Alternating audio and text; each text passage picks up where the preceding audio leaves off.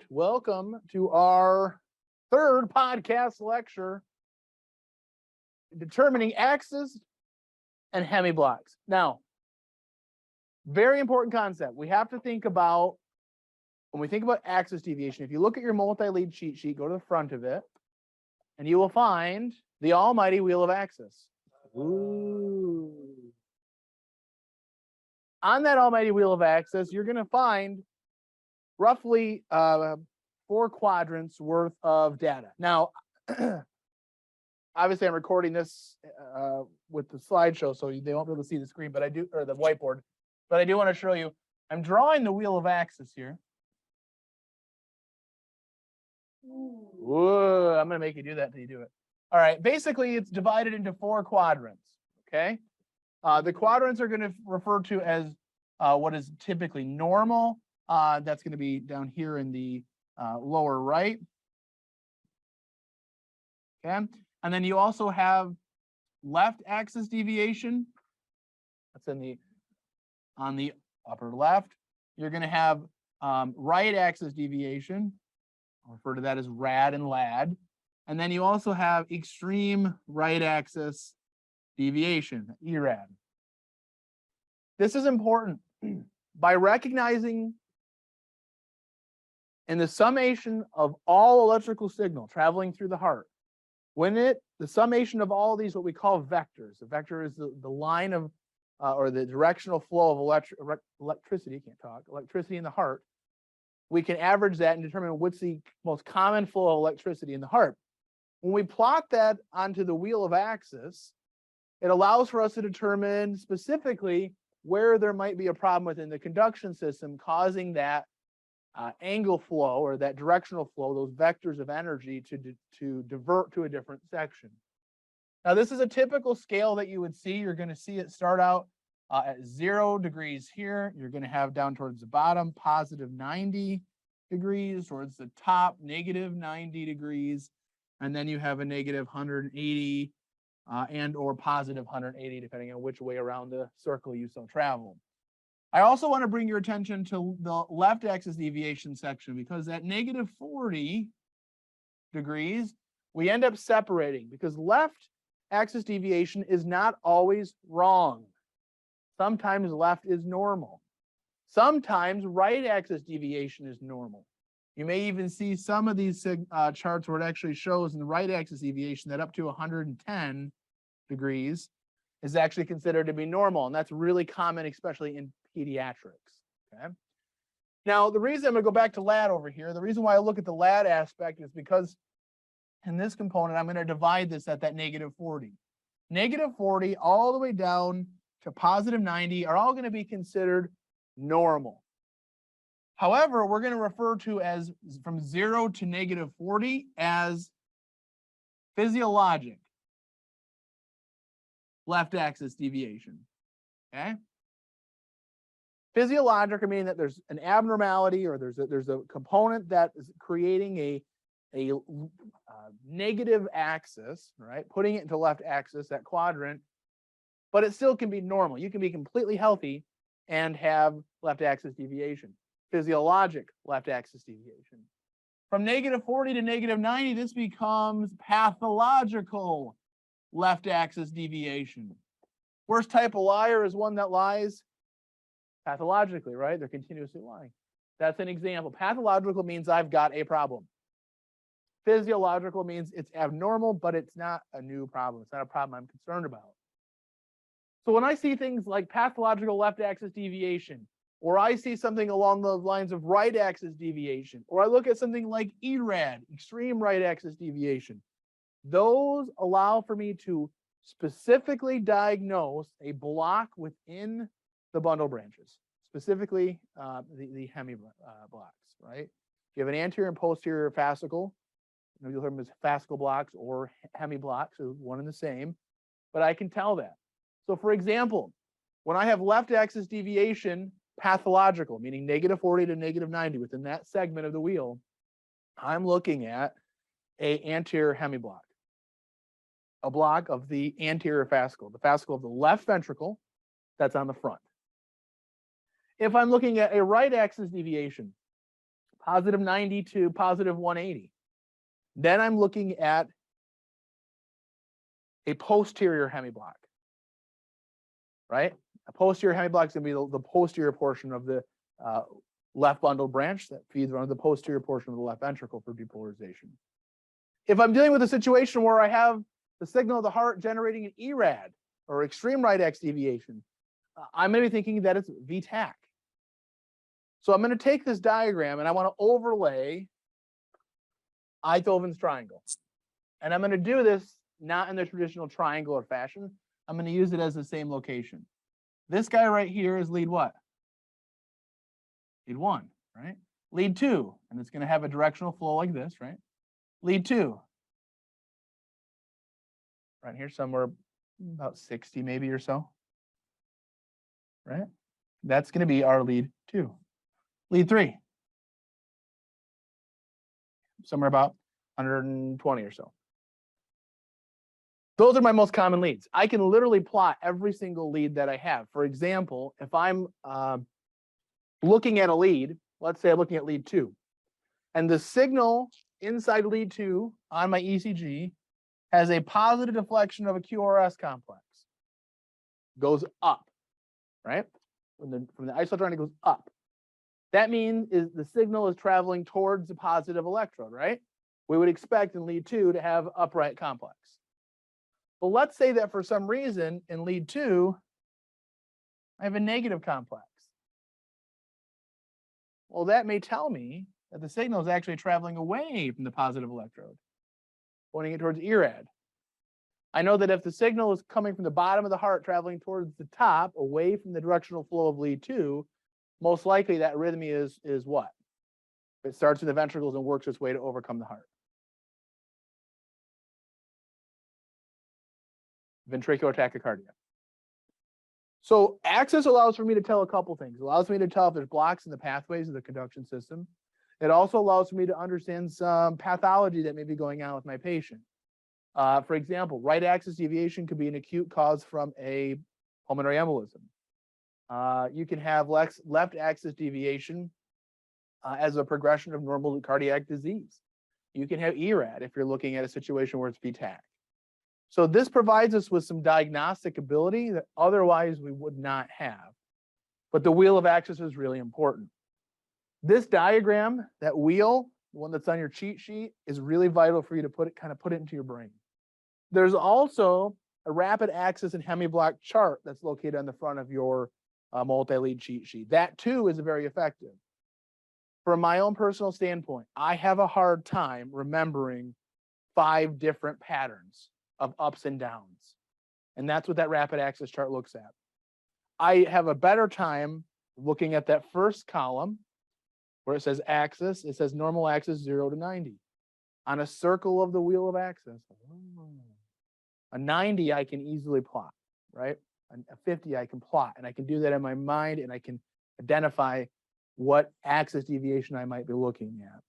It also allows for me to determine if I have a pathological right axis or extreme right axis deviation to have an idea if that's that anterior, posterior, or rhythm of ventricular origin.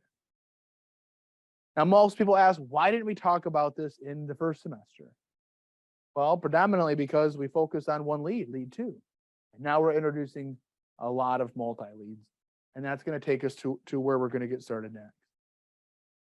We have 4 objectives that we're going to cover throughout this lesson. We're going to describe the interventricular conduction system, not that we haven't done that time and time again. We'll define axis and axis deviation. We've kind of already explored that this morning. And then we're going to be using a simple chart to be able to determine the axis in the presence of a Hemiblock. That's that rapid axis chart that's located on your cheat sheet. Last but not least, we're going to talk about the clinical significance of axis deviation and the Hemiblock and how that plays a bigger role. This is referred to as a hexaxial system. I just like to call it the wheel of axis. In essence, this hexaxial system allows for us to be able to determine axis deviation through our predominant limb leads along with our augmented leads. Okay, so this requires a 4 lead. We're going to get leads 2, 3, 1, 2, and 3, and AVR, AVL, and AVF. It does use all of those to be able to determine that. The cheat sheet that we have uses just leads 1, 2, and 3. There are a lot of other methodologies. I have another PowerPoint that's available for you on Moodle if you'd like to explore this more, that look at other aspects such as AVL or AVR or AVF as an alternative. This is a much easier and faster way to do it. And I'm actually going to spend time with you later today talking about the numerical values that are on the printout of your 12-way that makes it even easier yet. So this is a traditional method. It uses the 6 limb leads, again, at their various angle. We're going to remember that this is dealing with a vertical axis, not a horizontal axis. And this can be pretty difficult to master unless you're utilizing those cheat sheets.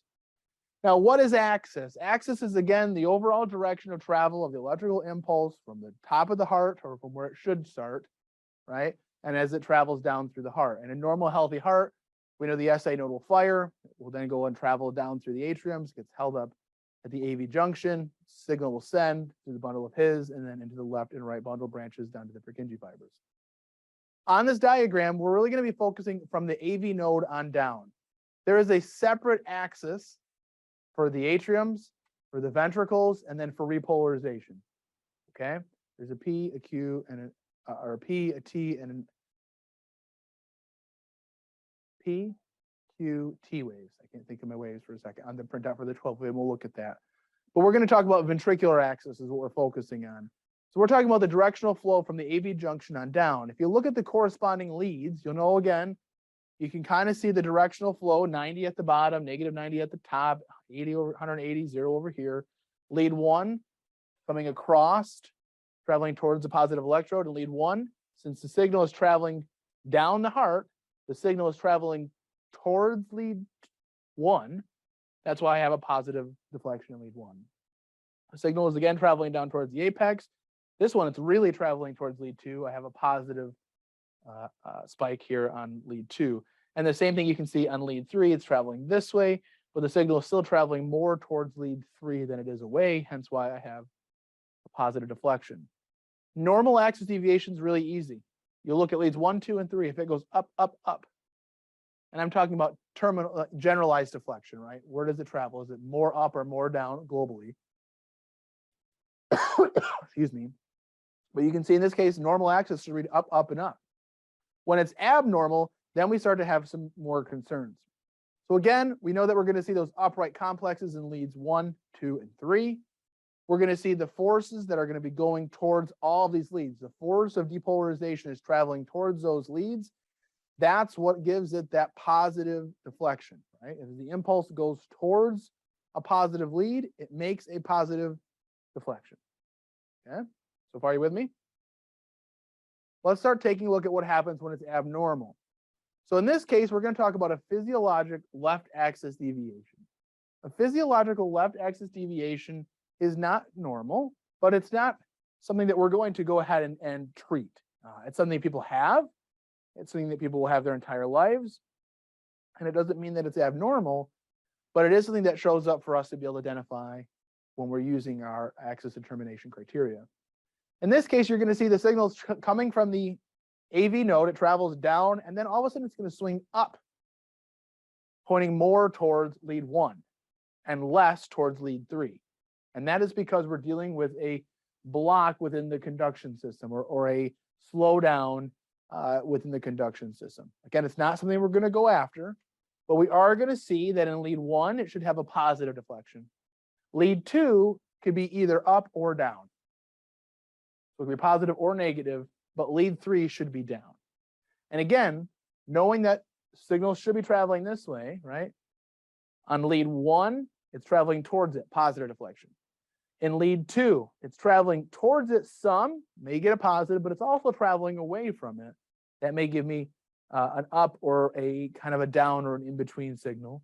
And then obviously as it swings and travels back towards lead 1 more so, it's going to travel away from lead 3, hence the reason why I see a negative deflection in lead 3. So again, the purpose of this is to identify the complexes. Are they up or are they down? We can't see the conduction system, but we're going to have an idea that that signal is swinging away from lead 3 and more towards lead 1.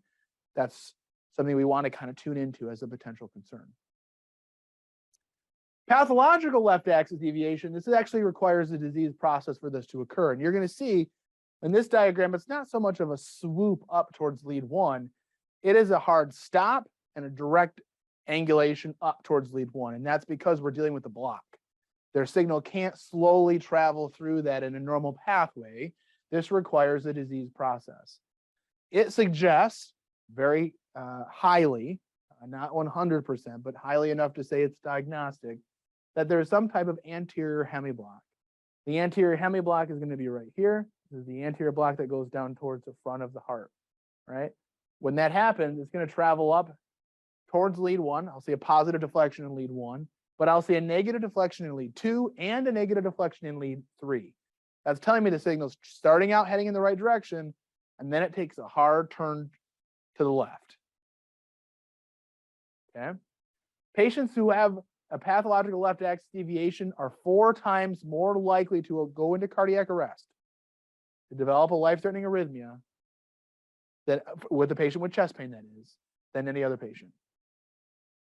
Just this alone, 4 times more likely they're going to arrest. Last week, I'd asked you again to check with your partners. Do they know why they're checking axis deviation? Do they know the importance of it? Quiz them. Ask somebody, the smartest person you know, is there a significance to a pathological left axis deviation or an anterior hemiblock? And again, if you look at that rapid axis chart, you're going to see that pathological left axis. Again, we're talking that -40 to -90, up, down, down for leads 1, 2, and 3. And then we can see that the comments would indicate that there's an anterior hemiblock. That's a block. A block in the conduction system is a concern. The more blocks you have, the worse your patient's heart overall is. So let's talk about right axis deviation. Right ain't right either. It's a rare occurrence in adults. It's very common in kids. They're going to have typically, the younger you are, you'll have a right axis deviation, a very slight right axis deviation, and it will move up more towards normal or towards the left as they age. You're also going to find that right axis deviation is oftentimes going to be associated with an acute onset of a pulmonary embolism. It's one of a couple things that we can use to determine that with the multi-lead EKG. Again, this is almost always pathological, which means it's going to be associated with some type of disease process, heart attack, cardiac abnormalities because of birth defects or long-term family history, those types of associated components. And then we know that with our leads, you're going to see lead 1. In this case, it's traveling, our signal starting at the AV node traveling down, hits that posterior hemiblock, it can't travel there, so it immediately shoots down and to the right. So in this case, you're going to see lead 1 at the 0 axis level. It's going to be negative. It's truly traveling away from lead 1. Lead 2, it's also traveling away from lead 2, but it is traveling towards lead 3, hence the positive deflection. So again, this is going to tell us when I see down, down, up, or I see something along the lines where I'm seeing 90 to 180, that lets me know that that's a posterior axis deviation or a posterior hemiblock. That's a concern. That's a major block within the conduction system. Again, another concern for someone to go into cardiac arrest. A block here and a block in the AV junction, right? First degree heart block and some type of right axis or a pathological left axis deviation are going to really create more blocks in that heart than should be there. It means that they're more likely to go into cardiac arrest because of it. The last one we have is extreme right axis deviation. This is an undeterminate axis. Generally, usually it's going to be coming from the ventricles as the focal point and traveling up and capturing, in essence, the heart. This is the prime example of what you would see of a rhythm that's ventricular in origin, VTAC-ish.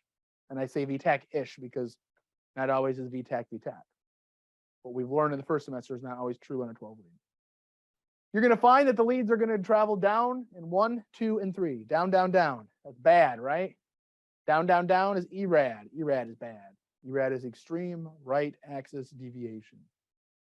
Means that I need to dig deeper to figure out what the actual problem might be, because it could be a ventricular issue. But it could also be an issue that looks like it's VTAC, but isn't, right? Maybe they've got another block in the conduction system that's leading to that. We'll dive into that next week. So a fascicular block or a hemiblock is a block of one of the 2 fascicles of the left bundle branch. We're only talking about the left bundle branch when we deal with hemiblocks, where we're really focusing on the importance of axis deviation. It's all really focused on the left, at least when it comes to blocks. It is a diagnostic ECG for information. And again, it's based on that criteria. You're going to see here, posterior hemiblock, you're going to have a lot of fan-like structures. It's going to travel and it's going to go feed the posterior portion of the left ventricle as far as the conduction goes. And then your anterior hemiblock or anterior hemifascicle is going to travel down and then branch out to the front of the heart. Okay? Again, all of these are going to be used for diagnostic criteria, and it is based on axis deviation. Now, an anterior hemiblock, pathological left axis deviation. I see up in lead 1, down in lead 2, down in lead 3. I call that up, down, down. Up, down, down is a pathological left axis deviation, which is a anterior hemiblock. So when I see down, down, up, down, down, lead 1 is up, lead 2 and 3 are down, I need to be thinking anterior hemiblock because it's pathological left axis. Reference your wheel of axis. Plot that. Those numbers aren't on here for this, but if you look at that chart, where does it plot for the numbers for an anterior hemiblock? -40 to -90, yes. So when I see a numerical value on my 12 lead that says -40 to -90, I should be thinking pathological left axis deviation. Is that normal? No. It means it's an anterior hemiblock. Pathological left axis deviation equals an anterior hemiblock. It also deals with proximal occlusion until otherwise proven. It means that there's potentially some type of blockage of the blood flow to the heart for that area, and an anterior hemiblock 4 times more likely mortality rate for those that are suffering an acute MI. So if you have a STEMI and an anterior hemiblock, you really should be concerned. You probably should be taking your pads out of your monitor, opening them up and sticking them on your patient while they're alive. It's a lot easier to put pads on a live person than it is to put it on a dead guy. Okay, especially when you can anticipate 4 times more likely to arrest. Posterior hemiblock, this is that right axis deviation. We said right ain't right. It's very, very high mortality rate when it comes to an acute myocardial infarction. That's why right ain't right if you're having an MI. It's a serious problem involving 2 primary coronary arteries, both your right and your left, the anterior descending along with the right coronary artery. That's what makes it so significant. Again, it's going to be traveling over and feeding towards the right. So in lead 1, you'll see a negative deflection, 2, a negative deflection, and 3, a positive deflection. When you're dealing with the posterior hemiblock, you're also going to be looking at your right axis deviation of +90 to +180. So again, we're in that rad component, that lower right corner. So here's how you determine axis deviation. It's very simple to do. The first thing you should do is you should run, put your leads on and run a 12 lead. That's what I would say first, right? Capture that 12 lead. From there, we know that the limb leads have to be on the limbs for the 12 lead to be valid. We want to make sure that we look at the net QRS deflection in leads 1, 2, and 3 to see if they go up, down, or halfway. From there, we compare it to that rapid axis chart that's in your book. Now, when you look at calculated axis angle, if you run a 12 lead, it will calculate the axis angle for you. It's going to calculate 3 axis angles. I was wrong on what I think I said here earlier, but it's P, R, and T. P waves, the R wave on the QRS complex, and the T wave. Each of those have their own axis. We're going to look at the middle number. We're looking at the R axis. That's the axis of the ventricles. So in this case, right, the machine calculates it for you. You look at your chart, or you look at the axis on the R axis. That's what I prefer to do. And then you follow the chart. -53. Go to your wheel of axis. -53. Where does that fall? Falls within lab, but is it pathological or physiological? Pathological. Pathological left axis deviation equals a anterior hemiblock. That's a block in the conduction system. They're having a STEMI, Jimmy, and they have an anterior hemiblock. What's the likelihood they're going to go into cardiac arrest? 4 times more likely. Okay. Do you have your Wheaties today? Does that make sense? I prefer that number and the wheel of axis. That's what I like. Or that first column. I don't really care about ups and downs. I have a hard time doing that. I can't memorize that pattern. And I've been teaching this for 12 years. Here's that example of what that looks like. You can see normal axis, 0 to 90, up, up, up, normal. Physiologic left axis, 0 to negative 40, up, up or halfway or down, lead 3 is down. Again, it's not diagnostic. It's considered to be normal-ish for folks. Pathological, now we're dealing with an acute problem. Negative 40 to negative 90, we're going to see up in lead 1, down in lead 2. That equates to an anterior hemiblock. Having a heart attack with an anterior hemiblock, 4 times more likely to go into cardiac arrest. Right axis deviation. Now we're talking 90 to positive 180, positive 90 to positive 180. You're going to see up for lead 1, down for lead 1, up in the middle or down for lead 2, and then up for lead 3. That's a posterior hemiblock. Again, that's why I like the numbers. Having a heart attack and you're dealing with a posterior hemiblock, you're dealing with 2 coronary arteries that are involved. That's pretty significant as far as a risk for death, right? And then obviously right axis deviation, we're looking at something that's going to be 180 or greater, and you're going to see down in lead 1, 2, and 3, and we should be suspecting that that is ventricular in origin until we can prove otherwise. All right, you ready? Grab your charts out. We're going to do some practice. 12 lead number 1. Lead 1, does it go up or down? Up. Lead 2 goes. Lead 3 goes.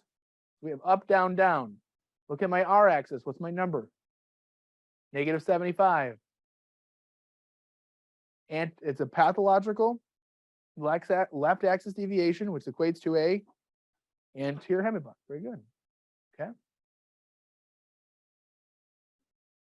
Up, down, down. Yep. Let's lead 1 is up, 2 and 3 are down. R axis is 46, negative 46. Negative 46 is still considered pathological left axis deviation, equates to a anterior hemiblock. Very good. Lead 1 goes up, lead 2 goes up, lead 3 goes up. R axis is 48, up, up, up with a 48, falls within the normal range.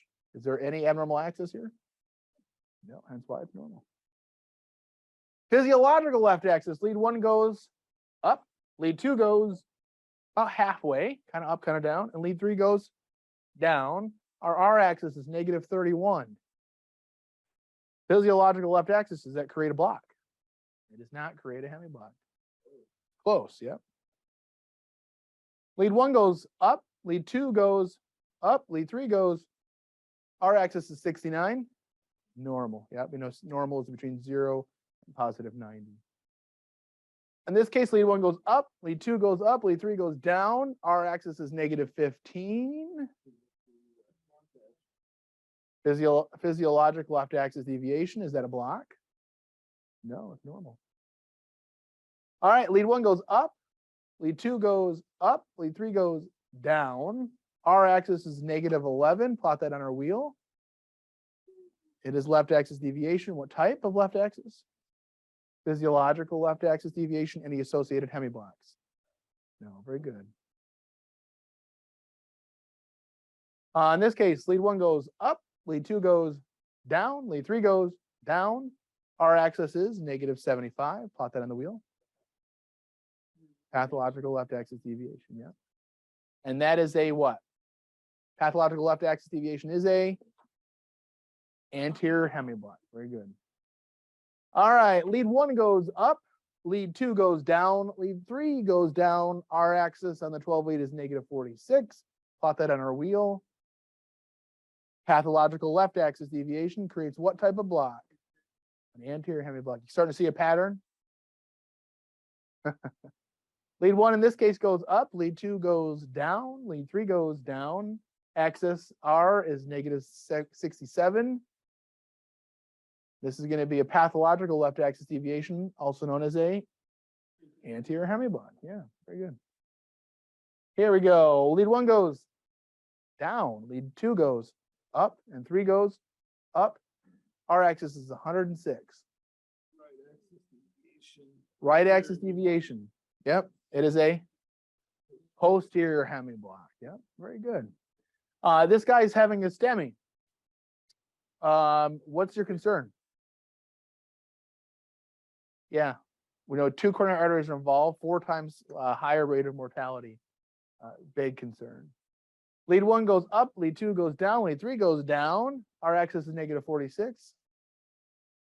Pathological left axis deviation, that becomes a anterior hemiblock. Very good. In this case, lead 1 goes up, lead 2 goes up, lead 3 goes up, and our R axis is 48. It's all normal, right? Up, up, up, that's good. 48 falls between 0 and positive 90, that's in the normal. Physiological left axis deviation, we're talking in this case, lead 1 goes up, lead 2 is halfway, kind of up, kind of down. Lead 3 goes down, our axis is negative 31, plot that on your wheel. Negative 31. Physiological left axis deviation, is there a block? Not yet.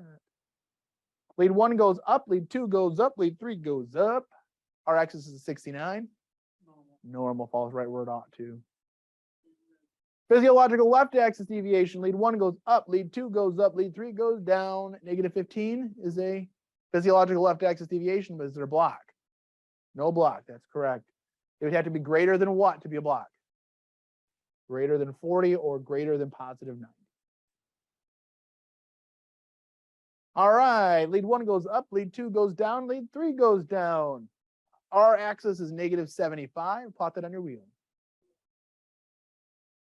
Anterior hemiblock, pathological left axis deviation. Nice job. It is a lot of stuff. But once you can associate that an anterior hemiblock is pathological left axis and a posterior hemiblock is a right axis deviation, you just put those 2 things together and your life is good. All right, we'll do one more here and we'll call it a day. It is a posterior hemiblock. I'm glad you can read. Lead 1 goes down, 2 goes up, 3 goes up. Our axis is 106. Gives us right axis deviation, posterior hemiblock. All right. So that's a very fast overview of axis deviation. We will build upon this. Every time that we interpret a rhythm, we will be going through, or 12 lead, right? We will be going through that process, and axis is one of the first things that you'll do. If you look at the back side of your cheat sheet and you follow the purple algorithm, what are the first couple steps? Step 1 says, find the J point.